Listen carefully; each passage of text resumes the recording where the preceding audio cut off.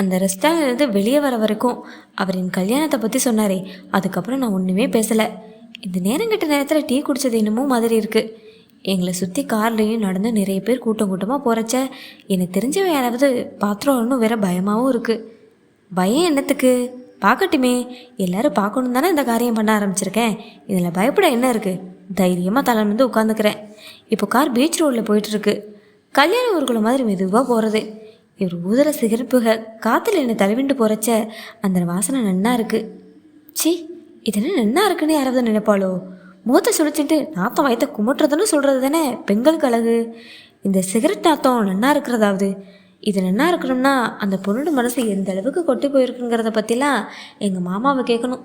ஒரு பெரிய தீசிஸே எடுத்துருவார். சிகரெட்டுங்கிறது எப்படி ஒரு ஆண் பிள்ளையை ரெப்ரசன்ட் பண்ணுற அடையாளமாக இருக்குது. அந்த நாத்தம் பிடிக்கிறதுன்னு சொன்னால் ஒரு பொண்ணுக்கு எந்த அளவுக்கு ஒரு ஆண் பிள்ளை துணை வேணுங்கிறத ஏக்க பிடிச்சிருக்கிறத பற்றியெல்லாம் சொல்லுவார். மாமா மனசு எனக்கு தான் தெரியும். அது எப்படியெல்லாம் யோசிக்கும், தர்க்கம் பண்ணணும்னு நினச்சி நானே இப்போ பாதி மாமா ஆகிட்டேன். மாமாவோட ஐடியாவில் தான் இப்போ அவரை தேடி பிடிச்சிருக்கேன். மாமா, நான் சாமர்த்தியசாலியாக இல்லையான்னு காட்டுறேன் பாருங்கோ. இப்போ இந்த கோலத்தில் இவரோட இந்த காரில் என்ன மாமா பார்க்கணும். பார்க்க தானே போகிறார். இவர் இன்னும் பேசாமல் காரை ஓட்டிகிட்டு வரார். இவர் பார்க்குறச்சே எனக்கு பாவமாக இருக்குது. ஏதோ ஒரு குற்ற உணர்ச்சியில் இவர் உள்ளூரை வதப்படுறாருன்னு எனக்கு புரியுது. நானாக இவர்கிட்ட பேச்சை கொடுக்குறேன். எனக்கு கல்யாணம் ஆகிடுது. 12 வருஷத்துக்கு முன்னே சகுந்தலையும் துஷ்யனும் பண்ணிட்ட மாதிரி ஒரு கல்யாணம். அதுக்கு நம்ம சாஸ்திரப்படி காந்தரவம்னு பேர். அப்புறம் ஒரு கல்யாணம் இதே காரில் எனக்கு ஆகிடுது. க்ரீச்சின்னு சக்கரம் தார் ரோட்டில் தேயிற அவர் பிரேக்கை அழுத்தி காரை நிறுத்துறார். நடுவில் ஒரு சொம்போட கிளவி கூடையை போட்டுட்டு ஒன்றும் புரியாமல் அலங்க மலங்க ஓடுறா. இவர் கையை வெளியே நீட்டு அவளை ரிக்ஷாக்கார மாதிரி ஏதோ அசிங்கமாக சொல்லி திட்டுறான். அட கஷ்டமே, என்ன இவர் இப்படி பேசுகிறார்? எனக்கு உடம்பெல்லாம் கூசி போகிறது. மறுபடியும் கார் புறப்படுறது. இப்போ அவருக்கு வெக்கமாக இருக்கும் போல இருக்குது. அவரே என்கிட்ட பேச்சு கொடுக்குறார். பின்ன என்ன, ஒரு நிமிஷம் நான் பார்க்காட்டே என்ன ஆகுறது? இருட்டில் குட்டிச்சாத்தா மாதிரி வந்து நிற்குது பாரேன் மூதேவி. லேசாக பட்டுட்டா போதும், லபலபோன்னு கத்தி கும்பல் சேர்ந்துடும் தெரியுமா? அதுக்கப்பால் குப்பத்தில் இருக்க பொறுக்கிங்கள்லாம் வந்து சேர்ந்துடும். தனியாக இருந்தால் நானும் பொறுக்கிங்களோட பொறுக்கியாக இறங்கிடுவேன். ஒரு பொம்பளையும் காரில் வச்சுக்கின்னு அசிங்கம் இல்லை. அதுக்கு தான் பயந்துட்டேன். இவர் தமிழ் பேசும்போது ரொம்ப வேடிக்கையாக இருக்குது. அது சுத்தமான மெட்ராஸ் பாஷையும் இல்லை. ஏதோ ஆங்கில இந்தியன் தமிழ் பேசுகிற மாதிரி. இங்கிலீஷ் பேசும்போது இவருக்கு இருக்கிற தரம் தமிழ் பேசும்போது இல்லை. அதுக்கு காரணம் தமிழ் இல்லை, இவர் பேசுகிற தமிழுக்கு அவ்வளோ தரம் இல்லை. பெட்டர் யூ டாக் இன் இங்கிலீஷ்னு நான் அவர் இங்கிலீஷ்லேயே பேச சொல்கிறேன். இவர் தனக்கு தானே பேசிக்கிற மாதிரி ரோடை பார்த்து காரை ஓட்டிட்டு சொல்கிறார். I feel terribly sorry. நீ அந்த கார் சம்பவத்தை கல்யாணம் பண்ணுவோம் என்னை உன் புருஷன்னு சொல்கிறது மூலம் கல்யாணத்தையும் உன்னையும் அவமானப்படுத்திக்கிற. நான் அதை கல்யாணம்னு சொல்லி உங்ககிட்ட ஒன்றும் உரிமை கொண்டாட வரல. ஐ மீன் லீகலி நான் வேற ஒருத்தனுக்கு மனைவியாக இருக்கிற தகுதியை நான் இழந்துட்டேன். நான் யாருக்காவது ஆசை நாயகியாக இருக்கலாமோ இல்லையா, மனைவியாக இருக்க முடியாது. நான் யாருக்கும் அப்படி இருக்கிறதா பேர் எடுக்கிறது கூட என்னை பொறுத்த வரைக்கும் என்னால் அவமதிச்சுக்கிறதுக்காக இருக்குது. அதுக்காக தான் நான் உங்களை தேடினேன். மனைவியாக இருக்கிறதுக்கு இல்லை, ஆசை நாயகியாக கூட இல்லை. உங்களுடைய ஆசை நாயகிங்கிற பேர் எனக்கு தரணும். That will help me lot. Don't talk nonsense. அது உனக்கு எந்த விதத்திலும் நல்லது செய்யாது. 12 வருஷமாக உன் வாழ்க்கையை இன்றைக்கி எடுத்துக்கிட்டு இருக்க. அது போதாதா? இன்னும் வேறு அசிங்கப்படுத்திக்காது. ஒரு ஃப்ரெண்டுங்கிற முறையில் உனக்கு எந்த உதவி வேணும்னாலும் நான் செய்கிறேன். உன் வாழ்க்கையை நல்லா அமைச்சுக்க. உன் வாழ்க்கையை நான் இது வரைக்கும் கெடுத்துருக்கிறது போதாதா? நீ மட்டும் ஒரு நல்ல வாழ்க்கை வேணும்னு தீர்மானம் பண்ணினா ரொம்ப பிரகாசமான எதிர்காலம் உனக்கு இருக்குது. வீணா என் பேரோட உன்னை சம்மந்தப்படுத்திக்கொண்டு அசிங்கப்பட வேண்டாம். நான் ஒன்றுத்துக்கு உபயோகம் இல்லாதவன். உன்னை சந்திச்சேனே, அப்போவாது ஒன்றும் இல்லைனாலும் நான் ஒரு பணக்காரனாக இருந்தேன். அதாவது ஒரு மில்லியனருக்கு மகனாக இருந்தேன். அதுவே ஒரு தகுதி இல்லைன்னு எனக்கு தெரியும். ஆனால் இப்போ அந்த தகுதி கூட இல்லை. இப்போ நான் ஒரு பணக்காரிக்கு புருஷன். Just the husband of the millionaires. சரி, கொஞ்சம் இங்கே இருந்துட்டு போகலாமா? உனக்கு அவசரமா? ஐஜி ஆஃபீஸ்க்கு எதிரே இருக்கிற கார் பார்க்கிங் இடத்த காமிச்சு கேட்குறார். திடீர்னு அவர் முகத்தில் கலவரமும் வருத்தமும் தெரியுது. எனக்கு ஒன்றும் அவசரம் இல்லை. நான் யாருக்கும் பதில் சொல்ல வேண்டியதும் இல்லைன்னு சொல்கிறேன். பீச் ரோடுக்கு பார்லாம் மணலை ஒட்டி இருக்கிற ரோட்டில் காரை திருப்பிண்டு அவர் என்னை கேட்குறார். I you living alone? இல்லை, என்னோட எங்கள் அம்மா இருக்கா. நீங்கள் 2 பேர் தானா? எஸ், ஒரு பிரதர் இருக்கான். அவன் தனியாக இருக்கான். அன்றைக்கி சாயங்காலமே என்னையும் அம்மாவையும் வீட்டை விட்டு வெளியே துரத்திட்டா. 2 நாள் கொட்டுற மலையில் நானும் அம்மாவும் திண்ணையிலே உட்காந்துட்டு இருந்தோம். அம்மா என்னை அடித்தா, திட்டினா. ஆனாலும் அவள் மட்டும்தான் எனக்கு ஆதரவாக இருந்தா. அந்த ஒரு காரணத்துக்காகவே அவளை நான் வேறு யார்கிட்டையும் விட முடியறதில்ல. என் லைஃப்பில் இப்படி ஆனதுக்கு காரணம் முக்கியமாக அவள் தான். அதுக்காக நான் அவளை வெறுத்துட முடியுமா? காரை நிறுத்திட்டு இவர் இறங்கி வெளியே நிற்கிறார். ஒரு சிகரெட்டை பற்ற வச்சுக்கிறார். வானத்தை அண்ணாந்து பார்த்துட்டு புகையை ஊற்றுறார். காரை சுற்றிட்டு இந்த பக்கமாக வந்து என்கிட்ட காரில் சாஞ்சுட்டு நிற்கிறார். திடீர்னு என்கிட்ட திரும்பி சொல்கிறார், யூ ஆர் ரைட். அவங்கள நம்ம வெறுக்க முடியாது. எங்கள் அப்பா எனக்கு என்ன செய்தான் தெரியுமான்னு சொல்லிட்டு பெருமூச்சு விடுறார். இப்போ இவர் தன்னோட பிரச்சனை எதையும் நினச்சிட்டு தவிக்கிறார் போல புரிஞ்சுக்கிறேன். வாட்சை பார்க்குறார். எனக்கு பார்க்காமலே தெரியுது மணி 7:30. இவர் சொல்கிறார், வழக்கமாக இந்நேரம்லாம் நான் கிளப்பில் தான் இருப்பேன். வீட்டுக்கு போக ராத்திரி 12 மணி ஆகும். சில நாளில் 2 மணியோ 3 மணியோ அது கூட ஆகலாம். எனக்கு சமயத்தில் தான் தெரிஞ்சுது ஐ ஹாவ் அ பிகம் அன்ஹாலிக். நான் சட்டுன்னு அவர் தலை நிமிந்து பார்க்குறேன். நான் என்ன சொல்கிறேன்னு உனக்கு புரியுதா? நம்ம ஜனங்க பாஷையில் சொன்னால் நான் ஒரு குடிகாரனா ஆகிட்டேன். அது இல்லாட்டி நான் வாழ முடியாதுங்கிறது இல்லை, அது இல்லாட்டி எனக்கு மரியாதை கிடையாது. ரொம்ப வேடிக்கையாக இருக்குல்ல?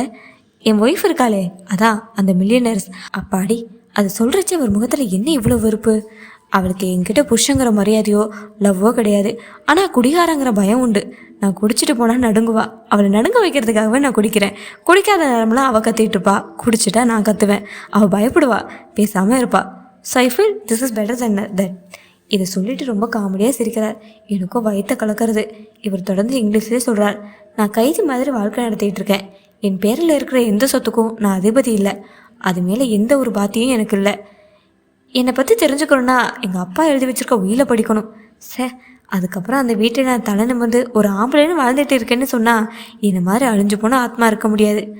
அழிஞ்சு போனால் ஆத்மாங்கிறதே என்னோட மொழிபெயர்ப்பு. இவர் இங்கிலீஷில் சொன்னதே ஏ டெட் சோல். தொடர்ந்து இவர் சொல்கிறார், அந்த உயிரில் என்னை பற்றி எங்கள் அப்பா சொல்கிறார். ஆரம்பமே இதுதான். என்னுடைய ஏகபுத்திரன் பிரபாகரன் ஒரு உதவாக்கரன், கெட்ட சகவாசங்களும் துர்நடத்தையும் உடையவன். இந்த மாதிரி ஒரு பெரிய பட்டியலை போட்டுட்டு அப்புறமா என்னையும் என் எதிர்காலையும் காப்பாற்றுறதுக்காக ஆஸ்திகளெல்லாம் அவள் பேரில் எழுதி வச்சார் எங்கள் அப்பா.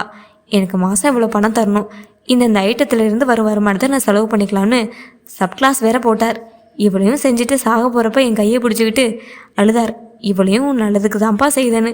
அந்த தகப்பனை அதுக்காக என்னால் வெறுத்துற முடியாது. அந்த வழியே ஐஸ்கிரீம் ஒன்று வருது. அதை பார்த்த உடனே சின்ன குழந்தை மாதிரி இவர் கேட்குறார், ஐஸ்கிரீம் சாப்பிட்லாமான்னு. நோ தேங்க்ஸ்ன்னு நான் சொல்கிறேன். ஓ ஐ லவ் இட் அப்படின்னு ஓடி போய் அந்த வண்டியை கூப்பிட்றார். காருக்கு பக்கத்தில் அந்த வண்டி வந்து நிற்கிறது. அவன்கிட்ட என்னென்னமோ கேட்குறார். கடைசியில் 2 கப்பும் ஒரு பாரும் வாங்கிக்கிறார். பர்ஸ்லேருந்து 2.5 ரூபாய் எடுத்து கொடுக்குறார். எனக்கு இவரை பார்க்க ரொம்ப வேடிக்கையாக இருக்குது. ஜஸ்ட் டேஸ்ட் இட், நல்லா இருக்கும். என்கிட்ட ஒரு கப்பை தரார். நான் கையில் வச்சுட்டு முழிக்கிறேன். நானும் ஐஸ்கிரீம் சாப்பிட்ருக்கேன், ஆனால் ரோட்டிலே காரில் உட்காந்துட்டு இன்னொருத்தருக்கு முன்னால் இதை நக்கி சாப்பிட வெக்கமாக இருக்குது. இவர் என்னடானா தெருவில் நின்று அந்த கப்பை ஒரு நிமிஷத்தில் வலிச்சு நக்கிட்டு அண்ணாந்து குச்சி உறிஞ்சிட்டு நிற்கிறார். எங்கள் முஞ்சு 4 கப்பு தின்னும். எங்கள் வீட்டில் எல்லாருக்குமே ஐஸ்கிரீம்னா ரொம்ப பிடிக்கும். பத்மாவுக்கு தெரிஞ்சால் திட்டுவா, அதுக்கோசரம் எல்லாம் என் கூட சேர்ந்துக்கும். இவர் மனைவி பேர் பத்மான்னு தெரிஞ்சுக்கிறேன். உங்களை பற்றி உங்கள் அப்பா உயிரில் எழுதி வச்சுருக்கிறதெல்லாம் தப்புனா நீங்கள் அதை நிரூபிச்சுக்கலாமேன்னு கப்பில் இருக்கிற ஐஸ்கிரீமை அந்த மரஸ்பூனால் கிளறண்டே கேட்குறேன். என்னோடய ஐடியா என்னென்னா இதை நன்னா இலக்கி ஜலமாக்கி அப்படியே குடிச்சிடலாங்கிறது தான். என்னத்தை நிரூபிக்கிறது? ரொம்ப சுவாரஸ்யமாக ஐஸ்கிரீம் உறிஞ்சிட்டே கேட்குறார். வாட் இஸ் ப்ளீஸ் பர்சனாலிட்டின்னு இவரை பற்றி நான் நினச்சிக்கிறேன். சித்தமின்னா இவர் அப்பா எழுதி வச்ச உயிரை பற்றி இவர் வீட்டில் இருக்கிறவா ட்ரீட் பண்ணுறதை பற்றிலாம் ரொம்ப சீரியஸாக அங்காளிச்சிட்டு இருந்தார். இப்போ என்னடானா ஒரு ஐஸ்கிரீமில் எல்லாத்தையும் மறந்துட்டு என்னத்தை நிரூபிக்கிறதுன்னு கேட்குறாரே. உங்கள் அப்பா உங்களை பற்றி உயிரில் எழுதி வச்சுருந்தாரே, அதெல்லாம் தப்புன்னு உங்கள் நடத்தையால் நீங்கள் நிரூபிக்கலாமே. பந்தை பாட் பண்ணுற மாதிரி அந்த காகித கோப்பை சுருட்டி வானத்தில் போட்டு இன்னொரு கையால் ஓங்கி அடிச்சுட்டு எனக்கு பதில் சொல்கிறார். ஏன்னா எனக்கு வசதியாக போச்சு. என்னை இப்படி அவங்க பட்டம் கட்டதுக்கப்புறம் அதில் இருக்க வசதியில் அனுபவிச்சுங்களான்னு நான் முடிவு பண்ணிக்கினேன். ஒருவேளை அவர் செஞ்சது சரிதான் போல இருக்குது. அவ்வளோ ஜாக்கிரதையாக உயிர் எழுதி வச்சும் கூட ஆரம்பத்தில் என் இஷ்டத்துக்கெலாம் இந்த பத்மா சரின்னு தலையாட்டதுனால எவ்வளோ பணத்தை வாரி சேர்த்து விட்டுட்டேன். அதுக்கப்புறம் தான் அவள் கபால்னு முடிச்சுக்கினான். அவள் எல்லா விஷயத்தையும் தாங்கினான். ஆனால் வேறு பெண்களோடையும் எனக்கு தொடர்பு இருக்குன்னு தெரிஞ்சதப்போ தான் அவளால் தாங்க முடியல. அந்த விஷயத்தில் பொம்பளை தான்.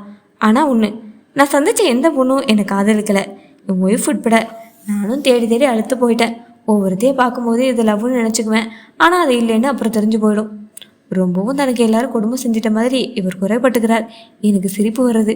நான் சிரிப்பு அடிக்கிட்டு அவரை கேட்குறேன், உங்களை யாருமே காதலிக்கிறேன்னு இவ்வளோ குறைப்பட்டுக்கிறீங்களே, நீங்கள் யாரையாவது காதலிச்சிருக்கீங்களா?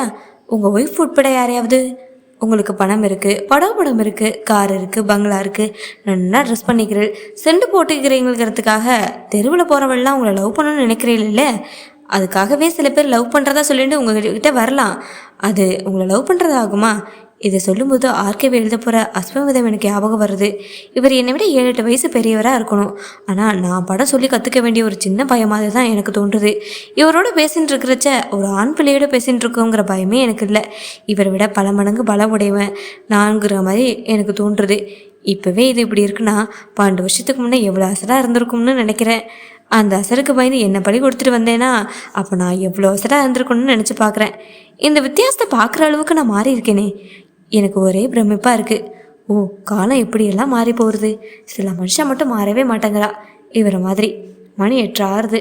திடீர்னு இவர் அவசரப்படுறார். எனக்கு புரிகிறது. இவருக்கு கிளப்புக்கு இப்போ போயாகணும். அதை புரிஞ்சுட்டு நானே சொல்கிறேன், புறப்படலாம். உங்களுக்கு அவசரம்னா நீங்கள் இப்படியே போகலாம். நான் ஒரு டாக்ஸிலே கூட வாத்துக்கு போயிடுவேன்.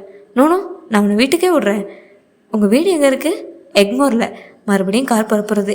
சிகரெட் புகை மணக்கிறது. அவர் ஒன்றுமே பேசலை. நானும் மௌனமாக இருக்கேன்.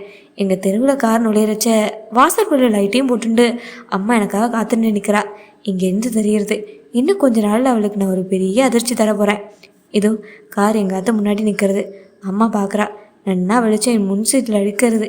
எங்கள் 2 பேர் மேலேயும் படுறது. அம்மா பார்க்குறா. அவள் பார்க்குறதுக்கு வேணுங்கிற அவகாசம் தர்றதுக்காகவே நான் நிதானமாகவே இவர்கிட்ட விடப்பத்துக்கிறேன். நாளைக்கு ஃபோன் பண்ணுறேன். Good night, cheerio. நான் கார்லேருந்து இறங்குறேன்.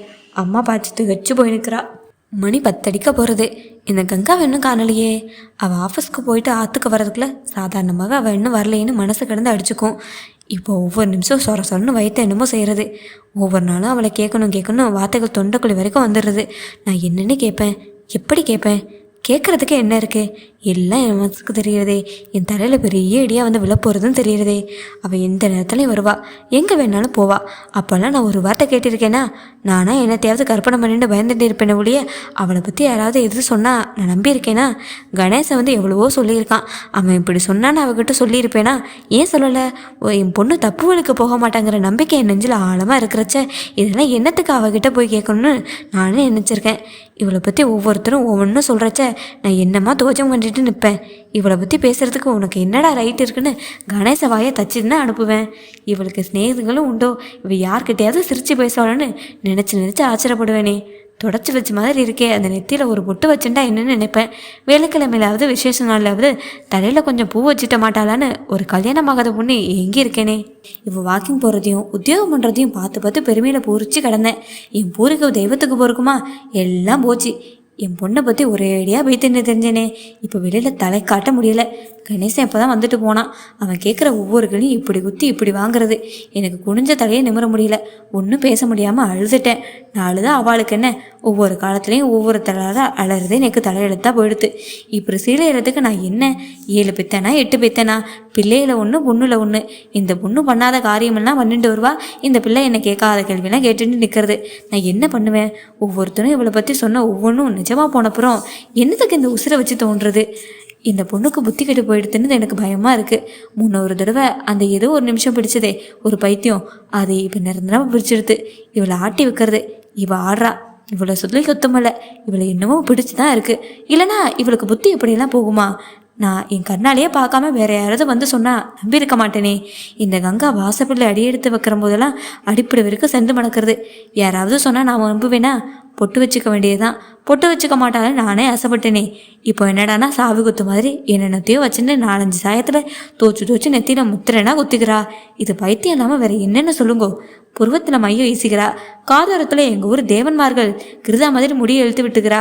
ஏற்கனவே தைச்ச சட்டையெல்லாம் அள்ளிட்டு போய் தையங்கார்ட்ட கொடுத்து தோல் வரைக்கும் தெரிகிற மாதிரி கையை நறுக்கிட்டு வந்திருக்காள். இப்போ புதுசாக தைச்சிட்டு வந்திருக்கலாம். அதுக்கு கையே காணும். உள்ளே போட்டுக்கிற மாதிரி இருக்குது. எப்பவும் இப்படி இருக்கிறவளா இருந்தால் யாருக்கு என்ன தோண போகிறது? இவளுக்கு புதுசாக என்னமோ பிடிச்சிருக்கு. அம்மா இவள் ஸ்நேகிதன்னு இது வரைக்கும் ஒரு பொண்ணை ஆற்றுக்கு அழைச்சிட்டு வந்ததில்லைன்னு பெருமைப்பட்டிருக்கேன். போன மாதம் ஒரு நாள் யாரோ ஒரு தடியனை எழுத்துட்டு வந்து ஆற்றுக்குள்ளே நிற்கிறா. இவளுக்கு ஸ்நேகிதனா. என்னடே இது அநியாயம்? அவனும் வந்து சட்டமாக சோஃபாவில் உட்காந்து இன்ஜின் மாதிரி புகைய விடுறான். நாத்தம் குடலை பிடுங்க எடுக்கிறது. அவன் என்ன ஜாதியோ, துலுக்கனாக இருப்பானோ, கிறிஸ்துவனாக இருப்பானோ, சூத்திரனோ. இவளே ஆற்றுக்குள்ளே இழுத்துட்டு வந்ததுக்கப்புறம் நான் என்ன பண்ணுவேன்? மரியாதைக்காக இளவேன்னு காஃபியை கொண்டு போய் அவன் எதிரில் வைக்கிறேன். அதுக்குள்ளே உடம்புக்கு ஊசி போடுறது எனக்கு. இவள் தான் அவனுக்கு எதிரே உட்காந்துட்டு ஒரேடியாக உபசாரம் பண்ணுறா. நான் எல்லாத்தையும் உள்ளே இருந்து பார்த்துட்டு தானே இருக்கேன். கர்மம், காப்பி தமிழை எடுத்து எச்சி பண்ணினா குடிக்கிறான். அதில் என்ன நொட்டோ ஒரு முழங்கு குடிச்சிட்டு வச்சுட்டான். நல்ல வேலை அவன் போனப்புறம் அவளே எடுத்து கொட்டிட்டு அலம்பி வச்சுட்டா. அப்புறம் கொஞ்சம் ஜலத்தை தெளித்து பாத்திரத்தை எடுத்து வச்சேன். இப்போ வாக்கிங் போகிறதெல்லாம் விட்டுட்டா. இவன் தான் வந்துடுறானே பொழுது ஒரு பக்கம் விடியறதுக்குள்ளே. இவன் கார் தெருவில் வர வேண்டியதுதான். ஒவ்வொரு ஆற்றுலையும் வேடிக்கை பார்க்குறதுக்கு வாசப்படிலையும் ஜன்னலையும் வந்து நின்றுடுறா. எல்லாரும் விற்கமான எல்லாத்தையும் உதறி தள்ளிட்டா. தலையை நிமிந்து குதிரை மாதிரி அவன் கூட போகிறா. ஏதோ வீம்பு பிடிச்சி என் பேரை நான் கெடுத்து காட்டுறேன் பாரடின்னு கங்கனை வெட்டிட்டு தான் நிற்கிறா. இப்போ நான் என்ன பண்ணட்டும்? இப்படி இவள் கைமீறி போயிட்டாளே. முன்ன மாதிரி இப்போ அவளை அடிக்கவா முடியும்? பேசாமல் வெங்கண்ணாவுக்கு ஒரு கடிதத்தை எழுதி போடவா? அவள் தான் வந்து என்ன பண்ண முடியும் இனிமே? அவர் அடிக்கடி சொல்வாரே, அப்போல்லாம் எனக்கு எவ்வளோ கஷ்டமாக இருக்கும். உன் பொண்ணை பற்றி இப்படி சொல்கிறேன்னு நினைக்காத. இந்த கங்காவுக்கு ஸ்திரமான புத்தி கிடையாது. அப்போல்லாம் அவர் சொல்கிறது அநியாயமாக இருக்கும். இப்போ நியாயமாயிடுத்தே. இவளை பற்றி ஒவ்வொருத்தரும் சொன்னது நியாயமாயிடுத்தே. எனக்கு என்ன தலையெழுத்து? இந்த கஞ்சாவியெல்லாம் பார்த்துட்டு இந்த கரையெல்லாம் பூசிட்டு நிற்கணும்னு. நான் போகிறேன்டி அம்மா, எங்காவது போயிடுறேன். இந்த சமயக்கார உத்தியோகத்தை எந்த ஆற்றுல போய் செஞ்சாலும் எனக்கு ஒரு வேளை சாப்பாடும் கட்டிக்கு ஒரு புடவையும் கிடைக்காதா என்ன? சி, கஷ்டமே. நான் எதுக்கு பாலறேன்? இவ பண்ணுற அக்கிரமத்தை தட்டி கேட்க எனக்கு அதிகாரம் இல்லைன்னா ஆயிடுத்தே. பெற்றவங்கிற மரியாதை இல்லாமல் போயிடுத்தே. இன்றைக்கி வரட்டும், 2ல் 1 எனக்கு தெரிஞ்சாகணும். இந்த ஆற்றுல நான் இருக்கிறதா எங்காவது போயிடுறதான்னு கேட்டுடுறேன். அதுக்கு கூட வக்கில்லைன்னா கணேசன் சொன்னானே, அது மாதிரி இவளுக்கு படுக்க தட்டி போட வேண்டியதான். ஐயோ, அவள் என்னென்ன கேள்வியெல்லாம் கேட்டுட்டு போனா. இப்போ தான் ஆஃபீஸ்க்கு போனான்னா வீட்டுக்கு வரேன். ஆனாலும் இன்றைக்கி கொஞ்சம் லேட்டு தான் ஆகிடுது. வாசல் லைட்டையும் போட்டுட்டு அம்மா படியிலே உட்காந்துருக்கா. வழக்கமாக கையில் ஏதாவது பத்திரிக்கை வச்சுட்டு இருப்பா. இப்போ வெறுங்கையோடு உட்காந்துட்டு வானத்தை பார்த்துட்டு இருக்கா. இன்றைக்கி நான் இவர் வீட்டுக்கு போயிட்டு வரேன். என்னை ட்ராப் பண்ணுறதுக்கு இவர் வரலை. எனக்கு பேசிட்டு ரொம்ப நேரம் குடிச்சிட்டார். நானே தான் இவர் வர வேண்டாம்னு சொல்லிட்டேன். இப்போது இந்த பெரிய காரை டிரைவர் ஓட்டுட்டு வரான். நான் பின் சீட்டில் உட்காந்துருக்கேன். அதோ லைட் எரியுதே, ஒரு அம்மா உட்காந்துருக்காளே, அந்த வீட்டு முன்னே நிறுத்துங்க. அவனுக்கு அடையாளம் சொல்கிறேன். அவன் காரை நிறுத்திட்டு இறங்கி வந்து கதவை திறந்து விடுறான். நான் போகலாங்களான்னு கேட்டு சலாம் வைக்கிறான். கார் போகிறது. நான் படி ஏறச்சே, என்ன இது? முகத்தில் முந்தானையை போட்டுண்டு எதுக்கு அம்மா இப்படி திடீர்னு விம்மிவும் அழுறா? நான் என்ன பண்ணுறது இப்போது? கவனிக்காத மாதிரி உள்ளே போயிடுறதா? என்ன இதெல்லாம் அப்படின்னு கண்டிக்கிறதா? எதுக்கு மாலைன்னு சமாதானம் பண்ணுறதா? எனக்கு ஒன்றும் புரியலையே. ஆனால் இந்த வயசில் அம்மா ஒரு குழந்தைய போல் அழுறதை பார்க்க பரிதாபமாக இருக்குது. இவளுக்கு என்னென்ன கூப்பிட்டு நான் சமாதானம் பண்ணுறது? அம்மானு கூப்பிட்டு 12 வருஷம் ஆச்சுன்னு இப்போ தான் எனக்கு ஞாபகம் வருது. நான் திரும்பி பார்க்குறேன். எதிர்த்தாத்து ஜன்னல் தலை தெரியுது. எதிர்த்தாத்துலேருந்து யாரோ பார்க்குறா. ஏதாவது சொல்கிறதா இருந்தால் உள்ளே வந்து சொல்லணும். வாசலையிட்ட பட்டுன்னு நினச்சிட்டு உள்ளே வந்துடுறேன். அம்மா கதவை சாத்திட்டு தாள் போட்டுட்டு என் பின்னாலே ஹாலுக்கு வரா. எனக்கு அவளை திரும்பி பார்க்க ஏனோ பயமாக இருக்குது. ட்ரெஸ் சேஞ்ச் பண்ணுறதுக்காக ரூம்குள்ளே போய் கதவை சாத்திக்கிறேன். இப்போ அம்மா சொல்கிறா, ஏத்தாத்துலேருந்து யாரோ பார்க்குறது இப்போ மட்டும்தான் உன் கண்ணுக்கு தெரியுதோ? ட்ரெஸ் சேஞ்ச் பண்ணிக்கிறச்ச என்ன நானே கண்ணாடில் பார்த்துக்கிற போது எனக்கு சிரிப்பு வருது. வேஸ்ட்டை கட்டிட்டு ஆடுறேன். வேணும்னே தான் ஆடுறேன். என்னால் இனிமேல் கெட்டு போகவே முடியாது. முடியாதவோ முடிஞ்ச மாதிரி நடிக்காவது வேணும். அப்போ நடிக்காதனால தான் இத்தனை நாள் என்னை எல்லோரும் அசல்ட்டு நினச்சிட்டு இருந்தா. இப்போ எல்லோரும் என்னை கண்டு பயப்படுறா. ஆனால் என்னை அப்பவும் யாரும் வசதியாக நினைக்கல, இப்போவும் நினைக்கல. அப்போ கெட்டு போன அசல்ட்டு நினச்சிட்டு இருந்தா. இப்போ கூட கெட்டு போனவ தான், ஆனால் அசலுன்னு நினைக்கல. எனக்கு ஒருத்தன் இருக்காங்கிறது இப்போ எல்லாருக்குமே தெரிஞ்சிடுது. இப்போ ஆஃபீஸில் என்னை எவனையும் இழிச்சு இழிச்சு பார்க்குறதில்ல. ஆனால் என் முதுகுக்கு முன்னாலே எல்லாம் இழிச்சு இழிச்சுட்டு பேசுகிறா. I don't care. ஏன்னா நான் மட்டும் தாலி எடுத்தவ மாதிரி ஒன்றும் பண்ணிக்காமல் நிற்கணுமா? இந்த தடியன்களை கண்டு கண்டு இவனுங்க மிஸ்பிகேவ் பண்ணுவாங்களே அப்படிங்கிற பயத்திலே அதெல்லாம் பண்ணாமே இருந்துட்டேன். இப்போ எனக்கு என்ன பயம்? யார் என்ன பேசுனா எனக்கு என்ன? இவர் என்னை வச்சுட்டு இருக்கிறதா பேசுக்குவா. அது ரொம்ப உத்தமம், அதுதான் நியாயம். ஆனால் அப்படி இல்லைங்கிறது என் மனசுக்கும் இவர் மனசுக்கும் தெரியும். இது மற்றவளுக்கு தெரியப்படாது. அப்படிலாம் அசிங்கமாக பழக முடியாத அளவுக்கு அவரும் வளர்ந்துட்டார். ஏதோ ஒரு நம்பிக்கையிலையும் அப்பா சரியும் தான் அன்றைக்கி என்னை இவர் பார்க்க வந்திருக்கிறார். நான் அவரை லவ் பண்ணலைங்கிறது இவருக்கு தெரிஞ்சப்புறம் இவர் ஏமாந்துட்டாருன்னு எனக்கு புரிஞ்சுது. தன்னை மனப்பூர்வமாக காதலிக்கிற ஒரு மனசுக்காக இவர் ரொம்ப ஏங்குறார். அப்படி ஒரு மனசு அவருக்கு இந்த ஜென்மத்தில் கிடைக்காது. பாவம், புவர் சொல். நான் இவரை ஒரு நம்பிக்கையான ஃப்ரெண்டாக எப்போவுமே வச்சுக்கலாம். சில சமயத்தில் இவர் ஒரு குழந்தை, சில சமயத்தில் இவர் ஒரு தகப்பன் மாதிரியும் பழகிறார். இவரும் இவர் பொண்ணும் மஞ்சுவும் பேசின்னு இருக்கிறச்சு தான் எனக்கு அது புரிஞ்சுது. என்னோட எப்படி பேசின்னு இருக்காரோ அப்படி தான் அந்த பொண்ணோடையும் பேசுகிறார். இவர் பொண்டாட்டியோட பேசி 10 வருஷத்துக்கு மேலே ஆறுதான். சண்டை போட்டுக்கிறதெல்லாம் பேச்சோட சேர்த்தியா என்ன? அது தினம் உண்டா. இவர் பொண்ணு மஞ்சுவை எனக்கு ரொம்ப பிடிச்சிருக்கு. இப்போலாம் தினம் ஆஃபீஸ் விட்ட உடனே அவள் ஆற்றுக்கு தான் போகிறேன். இவர் பாட்டிலையும் கிளாஸையும் கையில் தூக்கிட்டு மொட்டை மாடியிலே வந்து உட்காந்துடுறார். குடிக்க ஆரம்பிச்சிடுறார். மஞ்சுவும் நானும் பேசிட்டு இருப்போம்.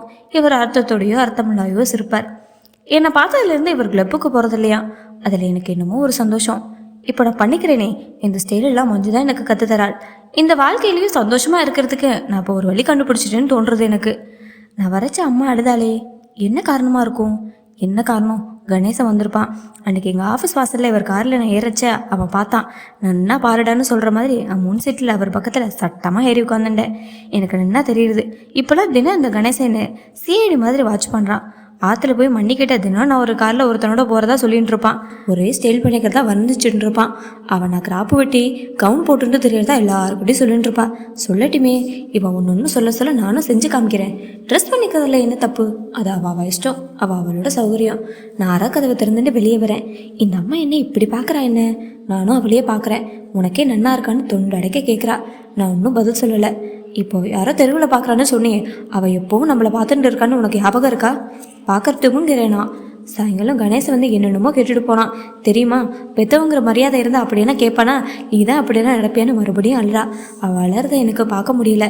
இந்த பக்கம் திரும்பிட்டு சொல்கிறேன், கணேசன் எனக்கு தான் புதுசாக வந்து சொல்கிறானாக்கும். இப்போ தான் சொல்கிறான். இதுக்கு இப்போ அழுவேனே. அவன் இப்போ தான் சொல்கிறான், நான் இப்போவாது உன்னை வந்து கேட்டிருக்கேன்னா? உண்மையில எனக்கு அவ்வளோ நம்பிக்கை இருந்தது. ஏதோ வயிற்றுச்சல வரல அப்படி பேசலான்னு நினச்சேன். ஆனால் இப்போ நீ பண்ணுற ஒவ்வொரு காரியமும் எனக்கு வயிற்று எரியுதடி, வயிற்று எரியுதுன்னு வயிற்றுலேயே அடிச்சுக்கிறா. உனக்கு புத்தி கட்டு போச்சடி. இல்லைன்னா இந்த மாதிரி துணியை இந்த மாதிரி சட்டையும் போட்டுட்டு நடக்கிறவளா நீ?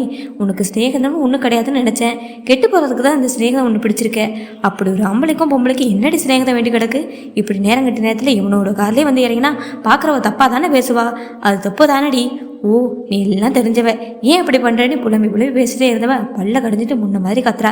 சனியம் பிடிச்சவளே, வாயத்தை பதில் சொல்லேன். நான் பாட்டுக்கு பேசிட்டு இருக்கேன், கல்லாட்ட நிற்கிறையே. இல்லைன்னா என்னை எங்கேயாவது ஒழிச்சு தொலைச்சிடு. இப்போ நான் அவளை திரும்பி பார்க்குறேன். இன்னும் நான் அம்மானு கூப்பிடலை. நான் ட்ரெஸ் பண்ணிக்கிறதில்ல, இவளுக்கு என்ன இவ்வளோ பேச்சுன்னு நான் பொறுமையாக சொல்கிறேன். அந்த காரில் வரவன் இவனும் இல்லை, அவன் தான் அவன். உங்கள் அண்ணா சொன்னாரே, சாமர்த்தியம் இருந்தால் அவனே தேடி பிடிச்சி இழுத்துட்டு வந்து இவன் தான் என் புருஷன், நான் இனிமேல் இவரோட தான் வாழ போகிறேன்னு சொல்லிட்டுமே, நம்மளாம் தடுக்க போகிறோம்னு. என் சாமர்த்திய நாளத்தை தான் 12 வருஷத்துக்கு அப்புறம் அவரை கண்டுபிடிச்சிருக்கேன். ஆனால் நாங்கள் ஒன்றும் புருஷன் முன்னாடியாக வாழ போகிறதில்ல. நாங்கள் 2 பேருமே அதெல்லாம் தாண்டிட்டோம். அவருக்கு ஒரு குடும்பம் இருக்குது, கல்யாணம் பண்ணுற வயசில் ஒரு பொண்ணும் இருக்குது. அவர் தான் எனக்கு இனிமேல் துணையாக இருப்பார். உனக்கு உலகம் தெரியாதம்மா, எத்தனை புலிகள் பசுத்தொலை போத்துட்டு மறைஞ்சிட்டு இருக்குன்னு. மாமாவை பற்றி எதுன்னு நான் சொல்லிட போகிறேன்னு நாக்க கடிச்சிக்கிறேன். நான் அம்புஜா மாமி கிட்ட சத்தியம் பண்ணி கொடுத்துருக்கேனே. இவள் பார்வையிலேருந்து எனக்கு புரியுது, என் பேச்சை அவள் நம்பலை, இடிச்சு காட்டுறா. அதுக்காக தான் இந்த வேஸ்ட்டை போத்துன்னு நீ அலையிறியோ? அலைஞ்சு உலகத்தை தெரிஞ்சுட்ட. நீ பண்ணிக்கிற ட்ரெஸ்லேயே நீ உலகத்தை தெரிஞ்சுட்டேன்னு உலகத்துக்கு தெரிகிறது. Shut up. ஐயோ, நான் என்ன பேசுகிறேன்?